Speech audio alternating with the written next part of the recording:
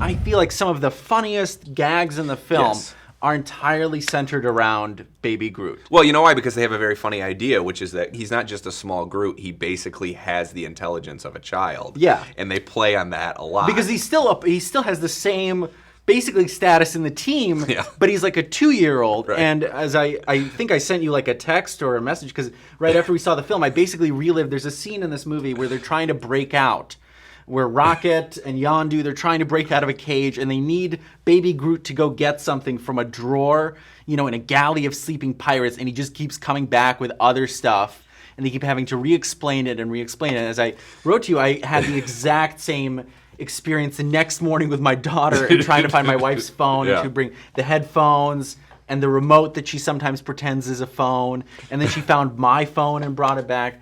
And it's just a funny gag that they have this team member that they have to talk to because he's still growing from a sapling back to full-size Groot. They have to treat him like a 2-year-old. Yeah. Or there's like a bit where they have to explain to him how to use a bomb. That's also, goes on for a very long time. Very funny. One of the better, better gags here. In general, I found that. You sat next to me. I was laughing through most of this. It's very funny. And I do think that he's improved.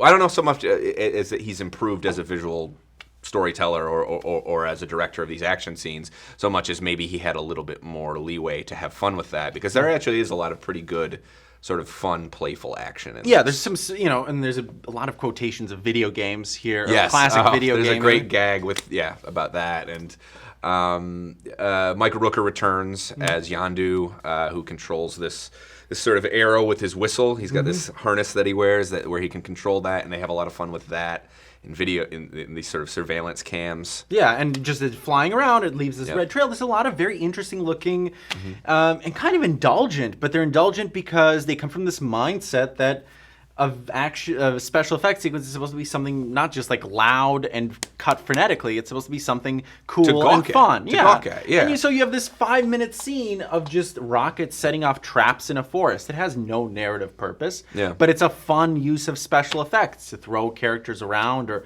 make it look like they're being electrocuted. It's fun. It's one of the most colorful movies, too, I think, in the MCU at this point. He has a lot of fun with these kind of day-glow colors and just sort of painting the universe as this kind of like a giant arcade almost. Yeah, I think with this and Doctor Strange, they're really starting to embrace that kind of Steve Ditko and Jack Kirby art style that makes classic Marvel comic books so interesting to look at, but has been totally ignored, basically, in the MCU house style of we're in the middle of nowhere. Here's a tarmac.